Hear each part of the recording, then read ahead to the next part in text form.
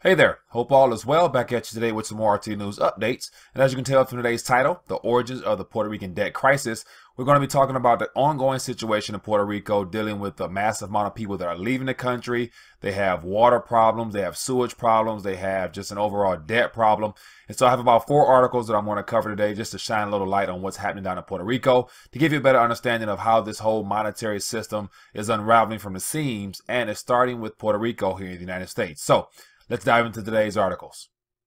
So here I have about 5 articles actually, and we're going to be talking about Puerto Rico and how this Puerto Rico bankruptcy that was filed earlier in May and the process that's underway is the biggest in U.S. history as far as what they're expected to try to wash away rather.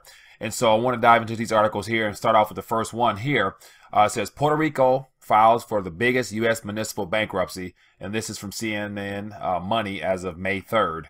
The next article here is the origins of the Puerto Rican debt crisis, and this is from Investopedia. And then the next article here is from Bloomberg, and it's the Puerto Rican exodus is speeding the island's economic collapse. And so the next one here is from Telsur, and it's Toxicity on tap. Puerto Rico water system verging on collapse. And then the very last article here is from The Hill, and it's the looming health crisis on top of Puerto Rico's economic woes. And so just to scroll through the very first one, as always, I'll leave the links below for you to dive into them further. But to scan through them quickly, here we have Wolf Blitzer talking to President Donald Trump. And so here we have is giving an idea what's going on. It says the biggest municipal bankruptcy filing ever in the U.S. Puerto Rico currently owes its creditors a whopping $70 billion, far higher than Detroit's $18 billion bankruptcy in 2013. So bankruptcy is the name of the game, and Puerto Rico is leading the way as of now with $70 billion, and of which, if you Google bankruptcies in the U.S., you'll get about 5 or so other bankruptcies, a few in California, I think 1 in Arkansas, Alabama, something like that, but they're all pretty minor in comparison to Detroit's and Puerto Rico's. But in my estimation, and if you follow everything in a dollar before, there'll more likely be more bankruptcies to come, which at the end of the day leaves those that are dependent upon all the funds from their retirements and pensions and things like that on the short end of the stick. So it says, given the deficit that we have inherited, it is my responsibility to guarantee the best interest of the Puerto Rican people, said Governor Ricardo Rosello said on Wednesday, back in May 3rd. Bankruptcy won't be an easy process. A judge still has to approve it. Many prominent Wall Street firms owe Bank Rico's bonds, and says they are angry about the bankruptcy filing because they fear now they won't get paid back all the money they are owed. And so here it says Puerto Rico's situation is ugly. The island has been in an economic recession for about a decade, and the unemployment rate is 11.5%. So just giving an idea of how this whole bankruptcy is kind of going to be a major problem and some of the things that's resulting from it. So the next article here is from Investopedia, and this goes back over some of the history and gives you an idea of how this all came about, and it lists a couple different things that's all impacted by this. And so just give an idea of what's going on. It says, in a 2-year-long saga, the U.S. territory of Puerto Rico has made many attempts to reduce its debt burden and save its economy. However, it's provided unsuccessful, and the governor moved the crisis to a form of bankruptcy court in early May. With over $70 billion in bond obligations and $49 billion in unfunded pensions, this is the largest bank government to seek bankruptcy in U.S. history. So we have $49 billion in unfunded pensions. So a lot of people are expecting to get some type of income for retirement, but they will not be able to do such. It says in March, the governor proposed a new deal to restructure debt of the premier utility company, Puerto Rico Electric Automotive Authority, which constitutes $9 billion, or nearly 13% of the total bond debt outstanding. Scroll down a little further, give you an idea what's going on. The money Puerto Rico owes represents nearly 70% of the territory's gross domestic product. For a comparison, the average debt to GDP ratio for the states in the United States is 17%.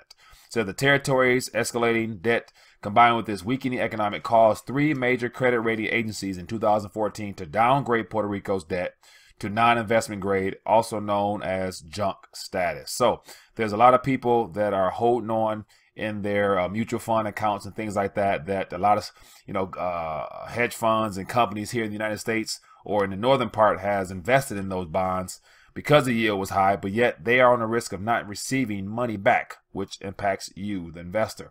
Next one here is oppressive social spending. It says more than 60% of Puerto Ricans receive Medicare or Medicaid. However, compared to other states with high percentages of poor residents, such as Mississippi, Puerto Rico receives a tiny fraction of federal funds to assist with the social spending. So that's another burden that they're required to pay.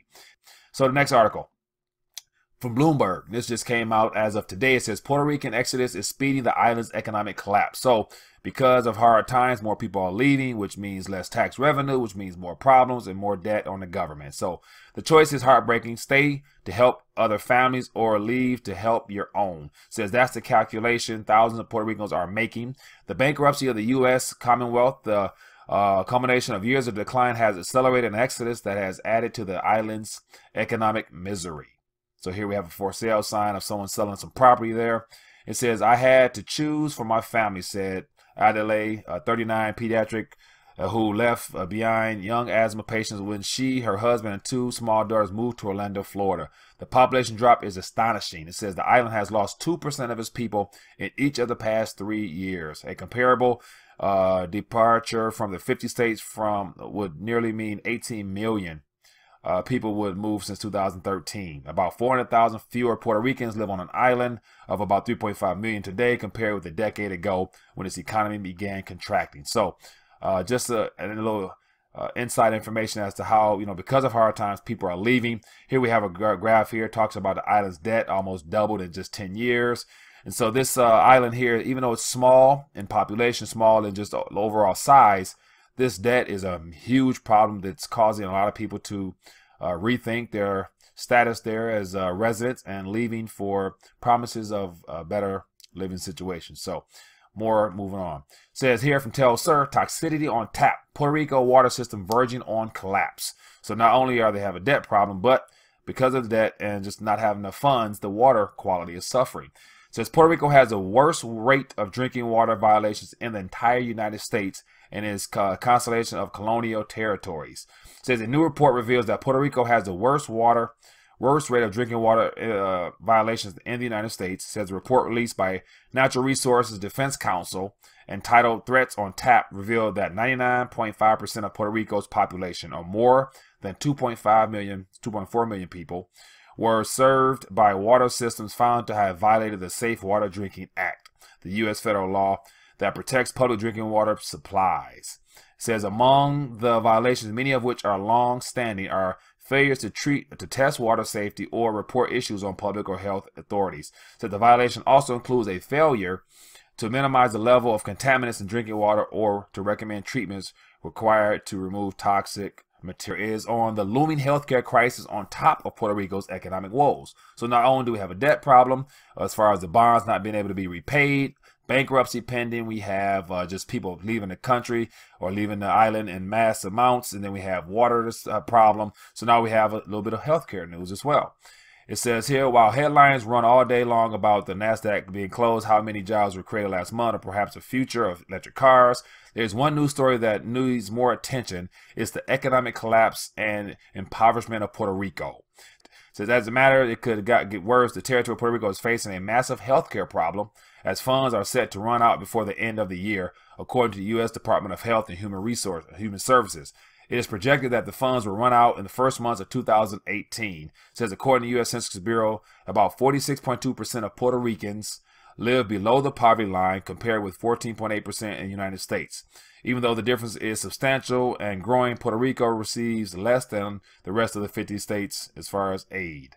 So not only do we have a crisis here in the United States with the whole Obamacare reform and things like that, we have tax reform, and this is all on the mainland. And so you have all these things that are in the news that are of major importance for people to begin taking, paying more attention to, because it all, at the end of the day, it impacts you and in your pocketbook and the expectation of you receiving money down the line. So just want to shine a little light on the situation in Puerto Rico. It's unfortunate that people are living, as they say, about 40% are living below the poverty line. You have water problems. You have all those problems there. And it just makes hard living for the children and the next generation of people that are, you know, supposed to be contributing to society to make this place, you know, this world a better place. So it's unfortunate, but this is the news. Hope you found this informative. And as always, if you've enjoyed this, give me a thumbs up and also leave a comment below. I would love to hear your thoughts on this whole situation in Puerto Rico. And also, if you have any news on any other stories that you'd like for me to cover, feel free to leave it in the comment, and I will definitely do some research and dive into it further. So enjoy your day. Look forward to bringing you more news in the future. Thanks.